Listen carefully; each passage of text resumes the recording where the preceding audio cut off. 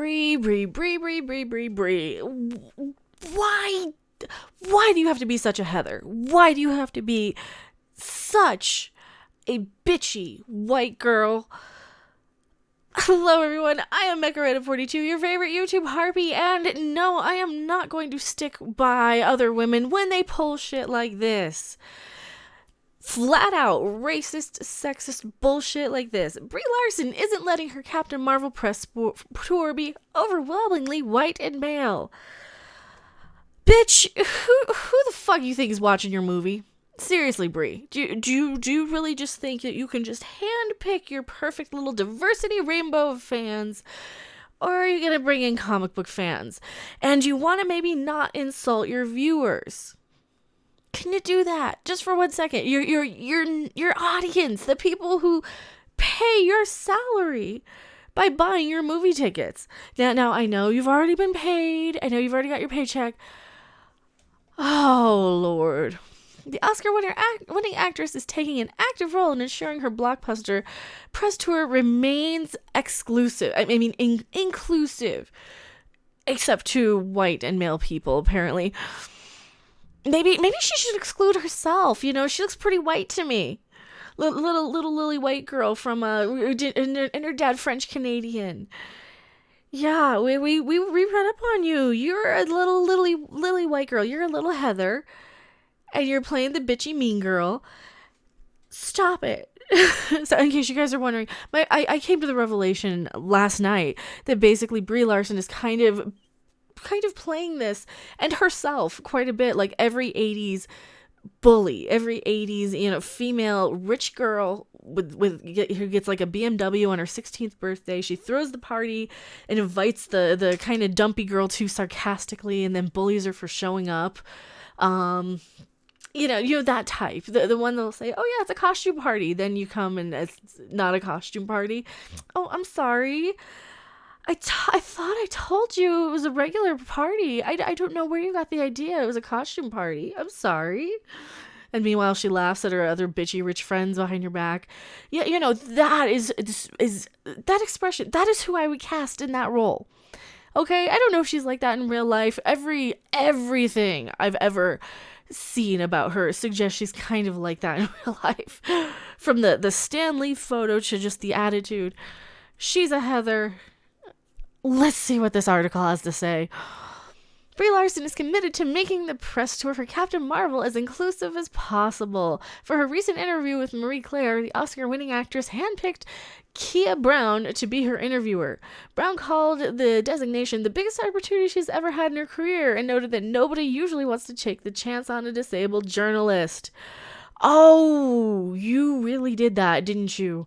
You went out of your way to give the pity tokenism sort of thing. That's almost more offensive. You gave her the sympathy interview? Like she's not good enough to earn her way. I'm assuming that's a woman. Is that a woman? Like this person isn't good enough to earn their way up the journalism train by their own merits, that they need to have favors because they're differently abled. Oh, Brie. That's I'm disappointed. I'm not shocked, but I'm disappointed. And again, this is another example of, I think her heart might be in the right place, but her head's up her own ass, so she doesn't quite know what she's doing. Larson is hoping to heighten inclusive voices. By becoming more active in determining her press opportunities, Larson is hoping to heighten her inclusive voices. Okay, so yes, she's basically doing what Hollywood does and parades out your tokenism to say, look at me, I'm inclusive. And instead, just a normal person would be so humbled to be interviewed at all. If you gave me a movie, I would be like, oh my God, you gave me a movie? Thank you so much for interviewing me. I wouldn't be so worried about who's interviewing me. I would just be grateful for the opportunity to show up and be interviewed. That sort of thing. I wouldn't try and force these like little agendas that don't go over so well. Like anything you can do when like that just comes off as bitchy. That really comes off as as forcing sort of this, I'm the star and I can do what I want sort of thing. That's almost like the rock stars wanting, their M&Ms sorted by color backstage. That's kind of what it reminds me of. Brie Larson says, about a year ago, I started paying attention to my press days looked like and the critics reviewing movies, and I noticed it appeared to be overwhelmingly white male. What is this? What are these? Of course you would notice that. Of course you would, because you're obsessed with those sort of things. Normal people would just be like, oh my God, I'm getting interviewed. This is my job. I am so grateful for... No, not Miss Brie Larson. She's like, there's so many white men. Oh my God, Heather, there's so many white men here. Let's do something about it. That's what I hear every time I see this shit. Larson said she asked about her reasons for choosing Brown as her interviewer. So, I spoke to Dr. Stacey Smith at the USC Annenberg Inclusive Initiative, who put together a study to confirm that. Moving forward, I decided to make sure my press days are more inclusive.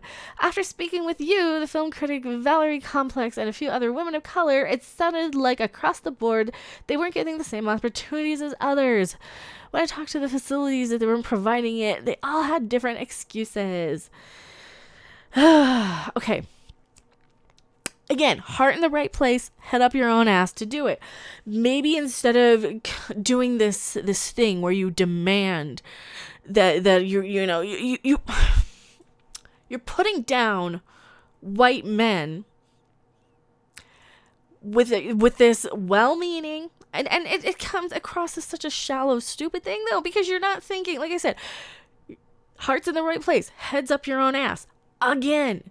And of course they find this photo of her. This shit pisses me off. Do something about it. Do something to say. You can choose words better than what you're using. You can say, and instead of seeing, I see all these white people, I'm like, I found that, a lot of journalists came up to me and said, hey, people of this ethnic background aren't getting opportunities. And I said, hey, maybe you should give some of these people more opportunities. And that's kind of where you need to maybe leave it without putting down anybody else. And this is why the SJW stuff doesn't. They never think to the next step. They never understand the consequences for this.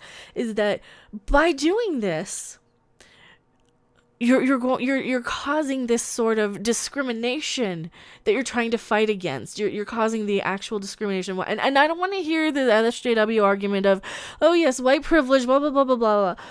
That really, in this day and age, is a thing that is kind of irrelevant now. It is not the 1960s anymore. It is not the day and age where that is really a thing anymore. Especially because we keep hearing how horrible we are, how terrible we are, how, especially men. I mean, especially men. And I'm sick of that. I'm just sick of the male bashing. Can't we lift up everybody for once, for all, without having to bash anybody else? Can we maybe think a little more clearly? Larson's celebrity is about to hit new heights with the release of Captain Marvel, the first solo outing for a female superhero in the decades-old Marvel Cinematic Universe. The actress said the role has given her the opportunity to begin working on studios on solutions to Hollywood's gender parity. Oh no. This shit. I want to go out of my way to connect the dots, Larson said. It took me using the power that I've been given now as Captain Marvel. Captain Marvel, the role comes with all these privileges and powers that make me feel uncomfortable because I don't really need them. It's a byproduct of the profession and a sign of the times. But any uncomfortableness I feel is balanced by the knowledge that it gives me the ability to advocate for myself and others. Which would be great, but you can do that in a way that doesn't bash men, and it doesn't push these sort of unbalanced sort of gender issues, and that's what it is. It's very unbalanced. You're seriously, Hollywood, you're not smart enough to figure out a solution for the gender imbalance in Hollywood without bashing males. I'm sorry, you're just not smart enough to do it. There are ways to do it, but you really have to focus on how do you